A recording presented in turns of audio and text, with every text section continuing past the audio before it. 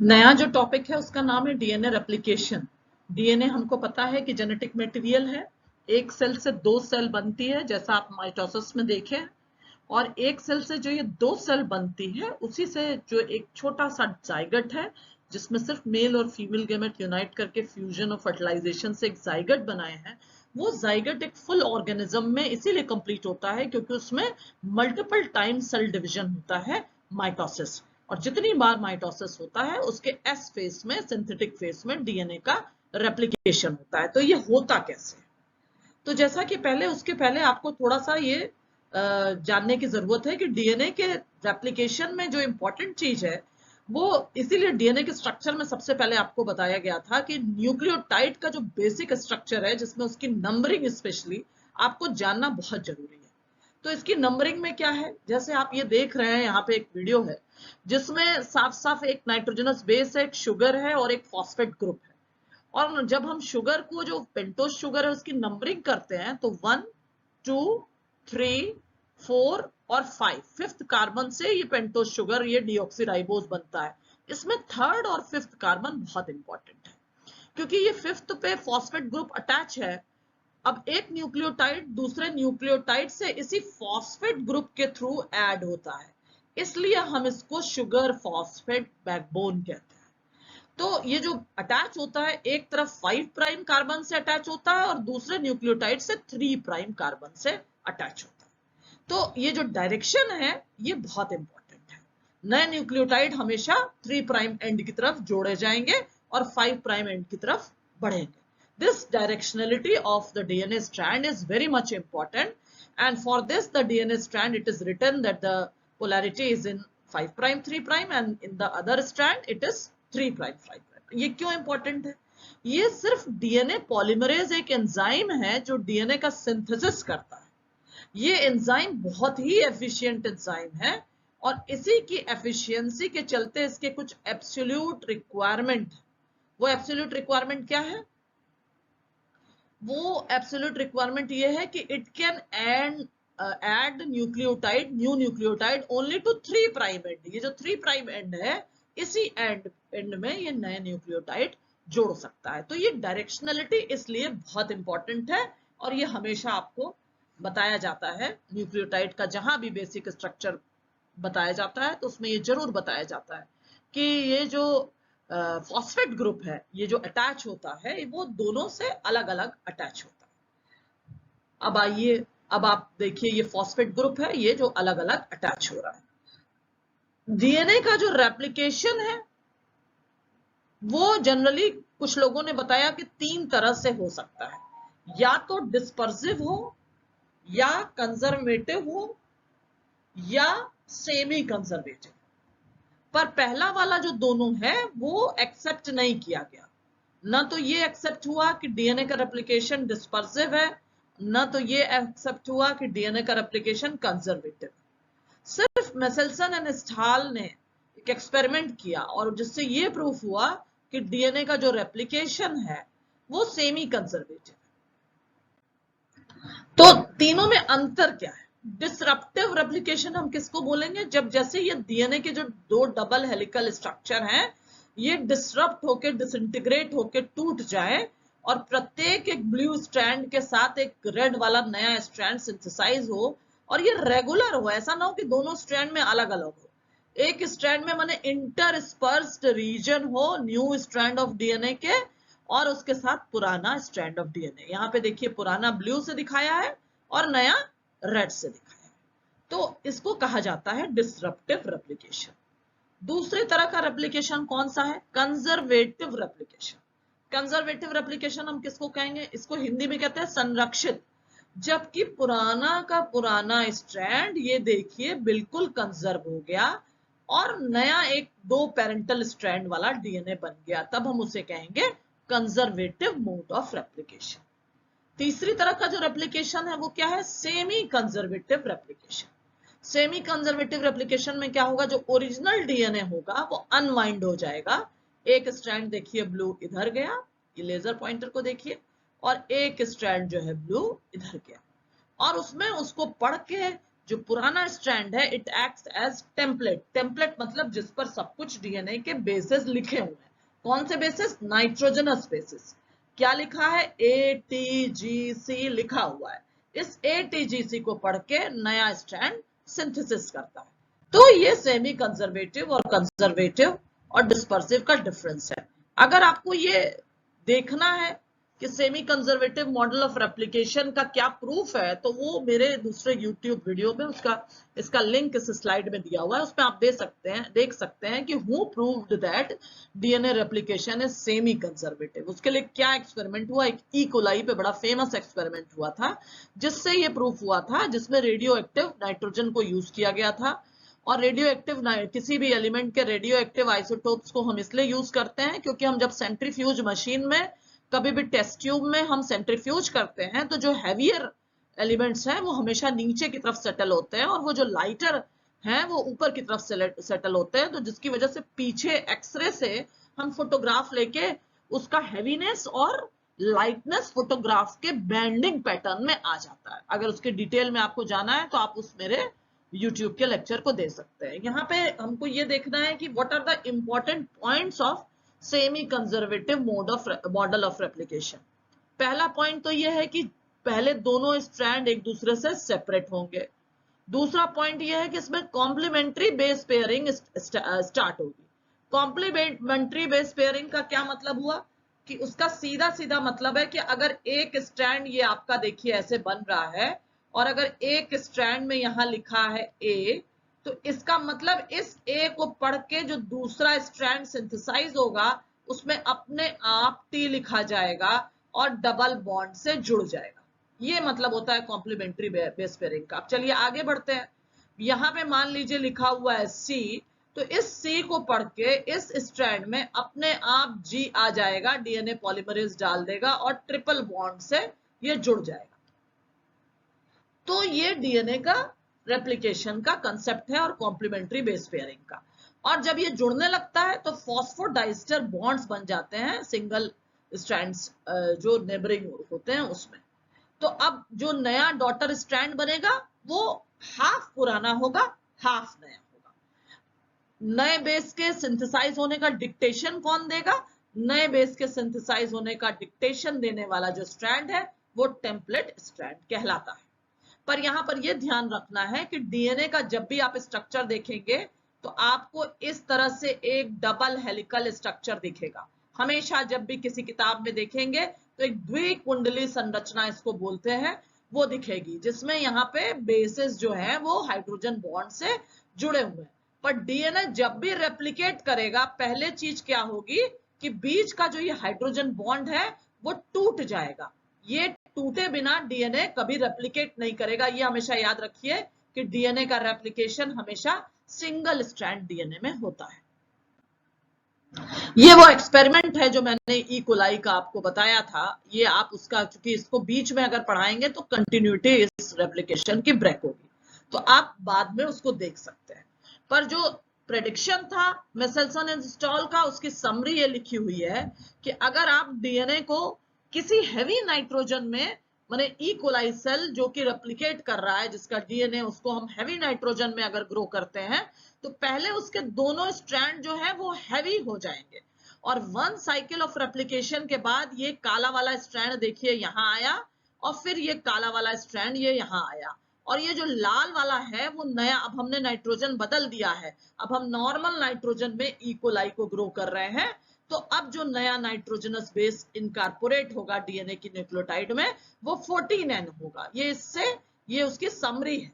तो first cycle of replication के बाद कुछ इस तरह से आपको हाइब्रिड टाइप का डीएनए मिलेगा जिसमें एक पुराना स्ट्रैंड और एक नया स्ट्रैंड होगा, एक हैवी होगा और एक लाइट होगा।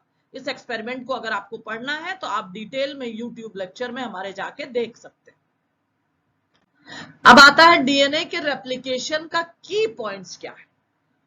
की पॉइंट्स मतलब वेरी समरी में इंपॉर्टेंट पॉइंट्स कौन कौन से हैं। पहला तो यह है कि डीएनए का रेप्लिकेशन सेमी कंजर्वेटिव है, अर्ध संरक्षित। हर डबल स्ट्रैंड में से एक स्ट्रैंड टेम्पलेट की तरह काम करेगा और जो कि नए कॉम्प्लीमेंट्री स्ट्रैंड को सिंथेसाइज करेगा। नया डीएनए बनाने वाला जो एंजाइम है उसको हम कहते हैं डीएनए पॉलीमरेज। ये बहुत ही एफिशिएंट एंजाइम है और इसकी एफिशिएंसी के बारे में अभी आपको एक एग्जांपल सिर्फ देते हैं जिससे आपको पता चलेगा कि डीएनए का ये पॉलीमरेज कितना एफिशिएंट है। तो डीएनए के रेप्लिकेशन की एफिशिएंसी के बारे में बताते हैं कि अगर हम सिर्फ ई कोलाई सेल का अगर हम देखते हैं जब जहां पे DNA E coli bacterial cell का रेप्लिकेशन अगर हम रीच करते हैं तो उसका जो एस फेस होता है जिसमें सिंथेटिक फेस जिसको हम कहते हैं, जिसमें आप देखे होंगे सेल डिवीजन में जहां पे एक्चुअल डीएनए का सिंथेसिस होता है, तो इंटायर जीनोम जो है बैक्टीरिया का वो रेप्लिकेट कर जाता है 40 मिनट में और इसकी जो स्पीड है वो लगभग 1000 न्यूक्लियोटाइड्स पर सेकेंड है। और यूकैरियोट्स में चूंकि बैक्टीरिया एक प्रोकैरियोट है, यूकैरियोट में थोड़ी सी स्पीड स्लोअर है, वो लगभग उसमें 40 न्यूक्लियोटाइड्स पर सेकेंड ऐड करता है, जबकि बैक्टीरिया में 1000 न्यूक्लियोटाइड पर सेकेंड ऐड करता है। तो अब जब ये इतना एफिशिएंट एंजाइम है तो इसकी कुछ कुछ जो है प्री रिक्विजिट है, इतनी आसानी से ये काम नहीं करता है।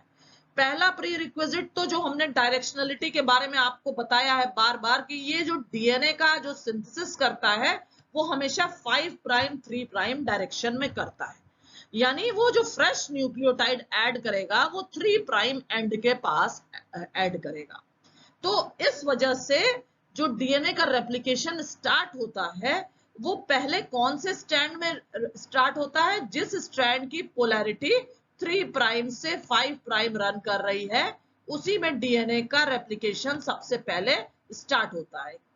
ये वजह क्यों है?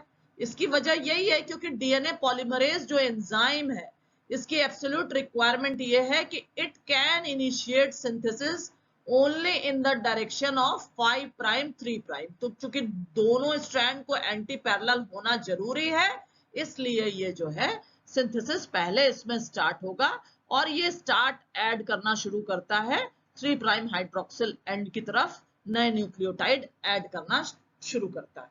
तो जिस वजह से जो स्ट्रैंड जिसकी पोलैरिटी और डायरेक्शन 3 प्राइम 5 प्राइम है उसको हम लीडिंग स्ट्रैंड बोलते हैं जो यहाँ लिखा हुआ है, और इसमें डीएनए का सिंथेसिस कंटिन्यूअस होता है। ये एक आपको समरी बता रहे हैं, इसका डिटेल अभी आपको बाद में बताएंगे। जो डीएनए का दूसरा स्ट्रैंड होता है जिसकी की पोलैरिटी 5 प्राइम 3 प्राइम होती है उसको हम लैगिंग स्ट्रैंड करते हैं। इसमें जो डीएनए का नया सिंथेसिस होता है जो डीएनए पॉलीमरेज करता है वो डिसकंटिन्यूअस छोटे छोटे टुकड़ों में करता है जिसको हम ओकाजाकी फ्रैगमेंट्स बोलते हैं, और इन ओकाजाकी फ्रैगमेंट्स को बाद में डीएनए लाइगेज जोड़ देता है।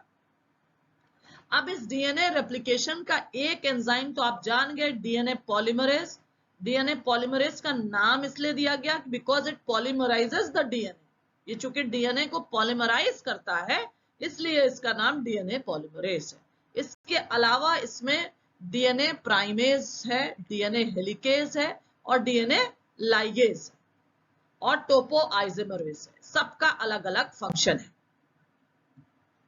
डीएनए पॉलीमरेज सॉरी यहाँ पे 2 नहीं होगा, यहाँ इसको एडिट कर लीजिएगा, 1 है। ये जो 1 एंजाइम है, ये जो डीएनए पॉलीमरेज थर्ड एंजाइम है, ये एंजाइम का सिंथेसिस तो करते चलता है पर इसके पीछे की तरफ एक आंख लगी होती है जो आगे आगे चलते समय पीछे की तरफ देखती है कि इसने न्यूक्लियोटाइड जो है वो सही जोड़े हैं कि नहीं जोड़े हैं। अगर कहीं से ये लगता है कि न्यूक्लियोटाइड गलत है तो तुरंत प्रूफ रीडिंग करके गलत न्यूक्लियोटाइड को ये हटा देता है। तो यानी डीएनए पॉलीमरेज 3 की 2 एक्टिविटी हो गई। पहली तो it is responsible for DNA replication and secondly it is also responsible for the proof reading and exclusion of the wrong DNA bases which has been added wrongly into the DNA replication during the process of DNA replication. तीसरा जो enzyme है वो कौन सा है? वो helicase enzyme. Helicase वो enzyme है कि जैसे ये डीएनए के आपके 2 डबल स्ट्रैंड यहाँ बने हुए हैं और दोनों डबल जो डीएनए का जो डबल हेलिकल स्ट्रक्चर इस तरह से बना हुआ है तो इनके बीच में हमेशा हाइड्रोजन बॉन्ड प्रेजेंट होता है। एडेनिन थाइमिन को डबल बॉन्ड से जोड़ता है और साइटोसिन गुआनिन को ट्रिपल बॉन्ड से जोड़ता है। तो क्या होता है कि डीएनए हेलिकेज आता है, फट से ये जो बॉन्ड है इसको तोड़ता चला जाता है और इन दोनों को सिंगल स्ट्रैंडेड कर देता है। तो जो काम हेलिकेज का है उसका ठीक उल्टा काम लाइगेज का है। लाइगेज क्या करता है, ओकाजाकी फ्रैगमेंट्स जिनके बारे में हमने बताया कि डीएनए के लैगिंग स्ट्रैंड में सिंथेसिस जो है वो टुकड़े टुकड़ों में होता है, डिसकंटिन्यूअस होता है, तो उन टुकड़ों को एक साथ जोड़ के एक कंटिन्यूअस डीएनए स्ट्रैंड बनाने का काम लाइगेज एंजाइम कहता है। अगला एंजाइम कौन सा है, प्राइमेज है। अगर आप सिर्फ एंजाइम भी पढ़ लेंगे तो आपको पूरा डीएनए रेप्लिकेशन समझ में आ जाएगा। प्राइमेज एंजाइम जो है ये क्या करता है, ये एक आरएनए प्राइमर का सिंथेसिस करता है। यही प्राइमर किसको बोलते हैं, जब आप घर में पेंटिंग करते हैं तो कलर लगाने से पहले आपके एक व्हाइट कलर दिया जाता है जिसे हम प्राइमर कहते हैं। It only starts the process of painting. तो कहीं भी प्राइमर का जो काम होता है वो स्टार्टिंग होता है। तो आरएनए प्राइमर जो है वो कॉम्प्लीमेंट्री होता है डीएनए के टेम्पलेट स्ट्रैंड का, और वहीं से डीएनए का सिंथेसिस वो स्टार्टर पॉइंट है। डीएनए पॉलीमरेज इसके बिना काम ही नहीं करेगा, यानी कि आरएनए प्राइमर की एक एब्सोल्यूट रिक्वायरमेंट है डीएनए पॉलीमरेज के लिए, क्योंकि यही RNA primer 3 prime hydroxyl group देता है। तो ये प्राइमेज का फंक्शन है। What is the function of the primase, it actually synthesize RNA primer. अब आता है नेक्स्ट एंजाइम जिसका कि नाम है सिंगल स्ट्रैंडेड बाइंडिंग प्रोटीन। जैसे ही हम ये डबल हेलिकल स्ट्रक्चर को अलग करेंगे, ये डीएनए के स्ट्रैंड वापस एक दूसरे से लिंक करने की कोशिश करते हैं। तो सिंगल स्ट्रैंडेड बाइंडिंग प्रोटीन क्या करता है, ये यहाँ के हर जगह जहां जहां सिंगल है वहां जाके लिपट चिपट जाता है कि ये दोनों एक दूसरे से आके फिर से डबल हेलिकल स्ट्रक्चर ना बनाए, इसलिए इसको हम सिंगल स्ट्रैंडेड बाइंडिंग प्रोटीन कहते हैं। और ये देखिए डायग्राम में दिखाया हुआ है कि डीएनए के रेप्लिकेशन में एंजाइम्स का क्या फंक्शन है। अब आप यहां देख रहे हैं ये डीएनए का एक डबल हेलिकल स्ट्रक्चर है और ये गोल वाला हेलिकेज है, देखिए कैसे घुस के दोनों स्ट्रैंड को अलग कर रहा है। अब जैसे ही वो अलग कर लिया, तुरंत सिंगल स्ट्रैंडेड बाइंडिंग प्रोटीन आ गया कि भाई दोनों लोग फिर से एक मत हो जाना।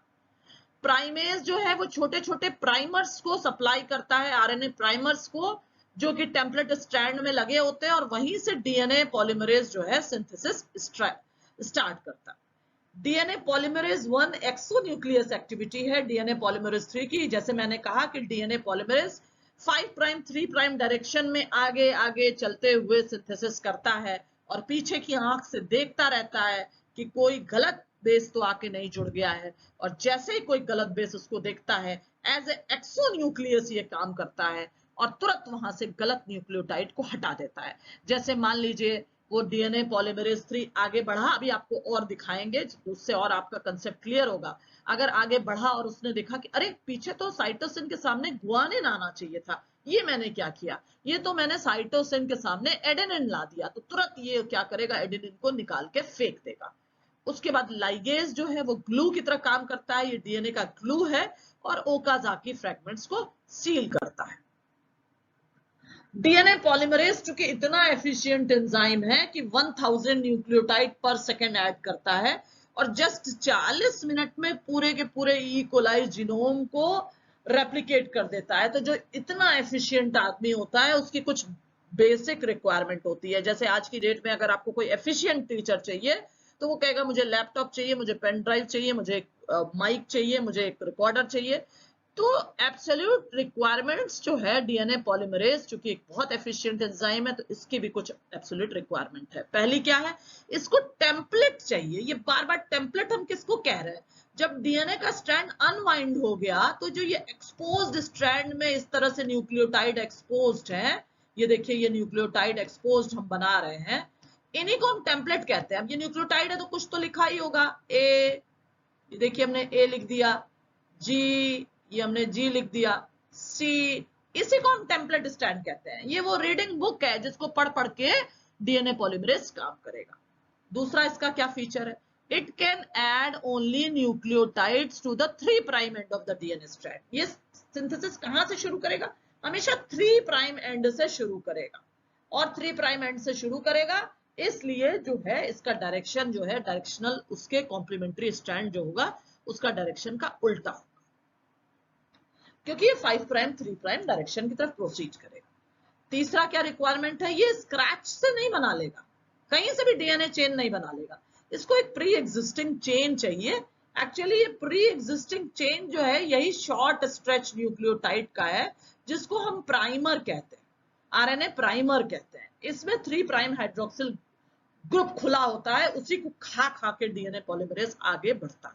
उसके बाद उसका अगला एक्टिविटी क्या है कि अपने रॉन्ग बार बार आगे बढ़ता भी जाता है, चेक भी करता जाता है कि हम आगे बढ़ रहे हैं, पीछे देख रहे हैं, सही किए हैं, सही किए हैं, नहीं हाँ सही किए हैं तो आगे बढ़ो, गलत किए हैं तो रॉन्ग न्यूक्लियोटाइड को निकाल दो। तो यानी ये प्रूफ रीडिंग भी करता जाता है। तो अगर आप देखेंगे समरी डीएनए रेप्लिकेशन के तो कुछ आपको इस तरह से दिखेगा। डीएनए का डबल हेलिक्स यहाँ टूट का, ये डबल हेलिक्स है। अब अचानक हेलिकेज आएगा और सारे हाइड्रोजन बॉन्ड को देखिए ये यहां से तोड़ता चला जाएगा, तोड़ता चला जाएगा। अब जैसे ही तोड़ता चला गया, ये टेम्पलेट स्ट्रैंड देखिए, ये ऊपर वाला स्ट्रैंड है 5 प्राइम 3 प्राइम और ये नीचे वाला स्ट्रैंड है 3 प्राइम 5 प्राइम। तो ये जो है ये यहाँ पे सिंथेसिस शुरू हो गया।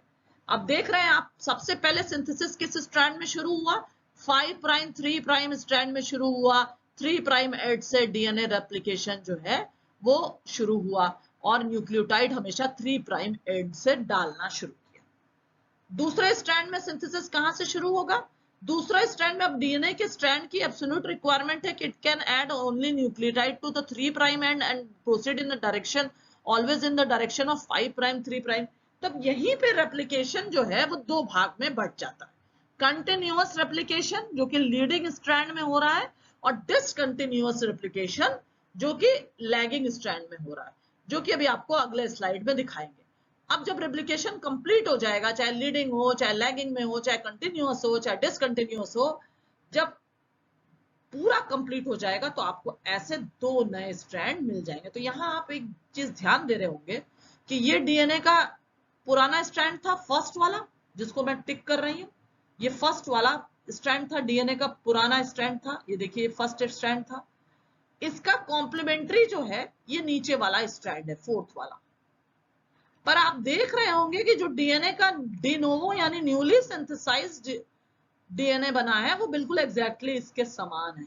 कॉम्प्लीमेंट्री तो होना ही है, तो complementarity is the absolute property of the DNA double helix.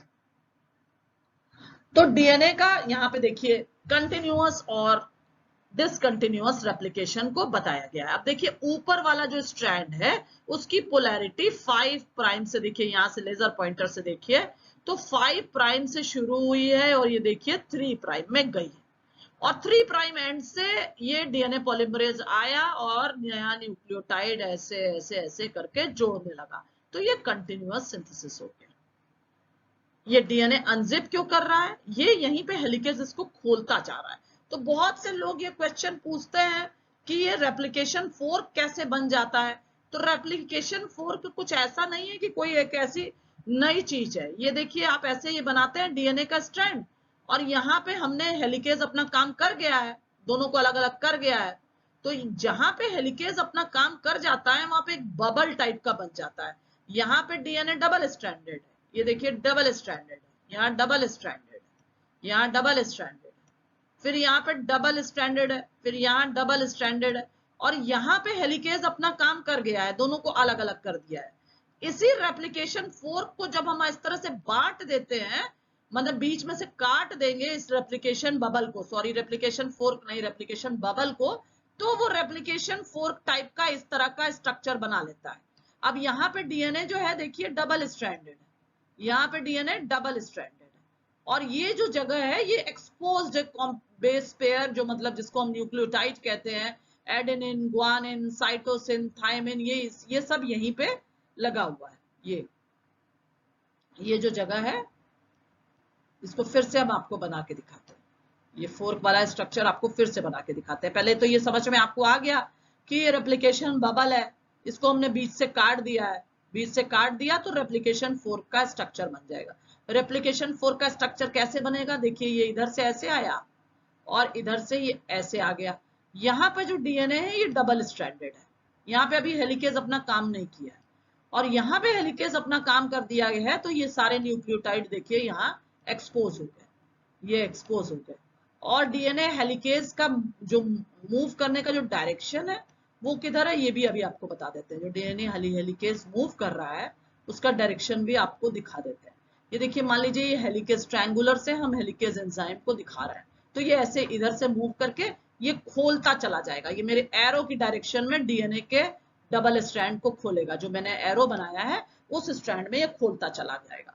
तो चूंकि डीएनए पॉलीमरेज की एक एब्सोल्यूट रिक्वायरमेंट है कि it can add nucleotide only to 3 prime end, तो यहाँ प्राइमर इसको मिलते ही ये कंटिन्यूअस सिंथेसिस करने लगेगा।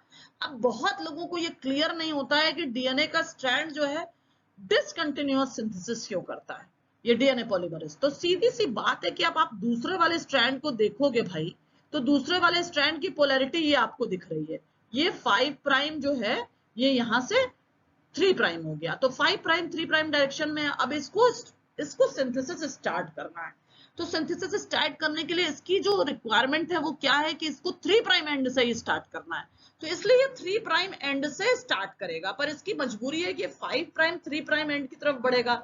तो यहाँ पे आपको एक क्वेश्चन कह रहे हैं, सॉल्यूशन आपको बता रहे हैं कि जब भी आपको स्ट्रैंड के बारे में कंफ्यूजन हो, तो जैसे अगर हमने यहाँ पे लिखा है कि यहाँ पे 3 प्राइम एंड है, मान लीजिए हमने ये लिख दिया कि 3 प्राइम एंड है और यहाँ पे हमने लिख दिया कि ये 5 प्राइम एंड है, ये हमने लिख दिया। अब हम दो पॉइंट को कंपेयर करते हैं, जैसे यहाँ पे एक पॉइंट हम लिखते हैं ए और यहाँ पे एक पॉइंट हम लिखते हैं बी। अगर इस छोटे से स्ट्रेच का हमको कंपेयर करना होगा कि इस छोटा सा स्ट्रेच का मतलब ये बीच का जो डीएनए का स्ट्रेच है, ये जो बीच का डीएनए का स्ट्रेच है, इसकी पोलैरिटी क्या है, तो हम ये देखेंगे कि बी वाला एंड जो है वो 5 प्राइम की तरफ है, तो हम फट से लिख देंगे 5 प्राइम, और ए वाला एंड 3 की तरफ है तो हम फट से लिख देंगे 3 प्राइम। पर मान लीजिए यहीं पे हम क्या किए कि हमने एक और पॉइंट यहाँ पे डाल दिया जिसका कि नाम हो गया, अब की बारी सी हो गया, इसका नाम सी हो गया। और हम फिर से चेक करेंगे कि इन दोनों के एंड पे कौन सा, इस डीएनए के स्ट्रेच में कौन सा 3 प्राइम एंड होगा और कौन सा ये वाला स्ट्रेच जो हम दोबारा बनाए हैं ये डीएनए के स्ट्रेच में कौन सा 3 प्राइम होगा, कौन सा 5 प्राइम होगा। मान लीजिए हमको इसमें देखना हो, तो जो ए अभी तक 3 प्राइम था, अब चूंकि ये 5 प्राइम एंड की तरफ हो गया है, सी ए वाला स्ट्रेच, ये जो सी ए वाला स्ट्रेच है उसमें ए अब बन गया 5 प्राइम और सी जो है बन गया, क्योंकि वो 3 की तरफ है तो ये बन गया 3 प्राइम। तो आप इस तरह से आप देख रहे हैं कि ये रिलेटिव है, ए जो है जब ए बी को हम कंपेयर करेंगे तो ए जो है 3 प्राइम है और बी 5 प्राइम है, पर वही जब हम सी ए को कंपेयर करेंगे तो ए 5 प्राइम एंड हो गया और सी 3 प्राइम एंड हो गया। इसी चीज को आप समझते हुए अब आप समझ जाएंगे कि डीएनए का जो पॉलीमरेज है वो डिसकंटिन्यूअस सिंथेसिस छोटे छोटे स्ट्रैंड में क्यों करता चला जाता है, क्योंकि ये रिलेटिव होता जाता है। यहाँ पे ये 3 प्राइम एकदम कॉर्नर में जहां से फोर्क है, रेप्लिकेशन फोर्क के एकदम पास में 3 प्राइम, अब ये वाला जो 3 प्राइम एंड इधर है तो 3 प्राइम एंड इधर, तो यानी इधर से सिंथेसिस स्टार्ट कर दिया, छोटा स्ट्रैंड बनाया। अब फिर इसको 3 प्राइम एंड चाहिए तो फिर ये आगे घूमेगा 3 प्राइम एंड के लिए, फिर इसको 3 प्राइम एंड चाहिए तो फिर ये थोड़ा सा आगे घूमेगा, फिर इसको 3 प्राइम एंड चाहिए तो फिर ये थोड़ा सा आगे घूमेगा, फिर इसको 3 प्राइम एंड चाहिए तो ये फिर ये थोड़ा सा आगे घूमेगा। ये कंपैरिजन करने के लिए आप हमेशा ये वाला एक डायग्राम बना लीजिए जिसमें आप 3 पॉइंट को लेकर डिस्कस कर दीजिए, तो आपको समझ में आ जाएगा कि ओकाज़की फ्रेगमेंट यानी short stretch of DNA synthesis क्यों होता है डीएनए पॉलीमरेज के द्वारा, और क्यों हम कहते हैं कि लैगिंग स्ट्रैंड में डिसकंटिन्यूअस सिंथेसिस होता है। अब जो चीज हमने अभी उधर आपको बताई हुई है वो सारा यहाँ लिखा हुआ है कि डीएनए का रेप्लिकेशन का इनिशिएशन क्या होता है, इसको भी पढ़ लेते हैं। ये हाई डिग्री की एक्यूरेसी से होता है क्योंकि इवन 1 मिनट क्या 1 सेकंड की मिस्टेक जो है म्यूटेशन को देती है, जन्म देती है। तो अब आप देखिए यहाँ पे ये फिगर देख लीजिए, ये फोर्क है। आप देखिए हेलिकेज का, इस फिगर से आपको और क्लियर होगा, ये हेलिकेज यहाँ पे अगर हम इसको ऐसे एरो से पॉइंटर से दिखाएंगे, पॉइंटर से आपको दिखा रहे हैं, तो देखिए कैसे हेलिकेज इधर से घुस के डबल स्ट्रैंड को इस तरफ खोलता हुआ जा रहा है। तो लीडिंग स्ट्रैंड में पॉलीमरेज का मूवमेंट जो है, आपको जब कभी याद करना हो तो ये सब टिप्स याद कर लीजिए। लीडिंग स्ट्रैंड में डीएनए पॉलीमरेज का मूवमेंट हमेशा हेलिकेज के डायरेक्शन में ऑफ मूवमेंट में होगा, मतलब जिस तरफ हेलिकेज मूव करेगा उसी तरफ डीएनए पॉलीमरेज मूव करेगा, यानी रेप्लिकेशन फोर्क की तरफ। रेप्लिकेशन फोर्क ये जो बना है वाई शेप स्ट्रक्चर, इसकी तरफ जो है डीएनए पॉलीमरेज का मूवमेंट होगा। पर वही चीज आप लैगिंग स्ट्रैंड में देखेंगे तो लैगिंग स्ट्रैंड में इसका जस्ट उल्टा हो जाएगा। लैगिंग स्ट्रैंड में डीएनए पॉलीमरेज का जो मूवमेंट है वो रेप्लिकेशन फोर्क के उल्टे साइड में होगा। ये चीज अगर आप याद कर लेंगे, अगर इस तरह से कभी भी आपको कंफ्यूजन हो तो इस तरह से आप रेप्लिकेशन फोर्क बना दीजिए। और रेप्लिकेशन फोर्क में बना के आप इसको हमेशा एक एरो से भी आप बनाएंगे तो आपको अच्छे से समझ में आ जाएगा। सिर्फ एक एरो की ही तो जरूरत है कि हमें ये देखना है और हमको ये याद रखना है कि जो लीडिंग स्ट्रैंड है उसमें सिंथेसिस किधर होता है, तो हमेशा इन the direction of the movement of the helicase होता है। ये हेलिकेज मूव कर रहा है और डीएनए के डबल स्ट्रैंड को खोल रहा है, तो डीएनए पॉलीमरेज भी उसी डायरेक्शन में मूव करेगा। इसका हमेशा रेप्लिकेशन फोर्क की तरफ मूवमेंट होगा। और दूसरे लैगिंग स्ट्रैंड में इसका हमेशा उल्टे डायरेक्शन में मूवमेंट होगा। ये क्यों होगा? Just because of the directionality और and anti parallel nature of the DNA double helix.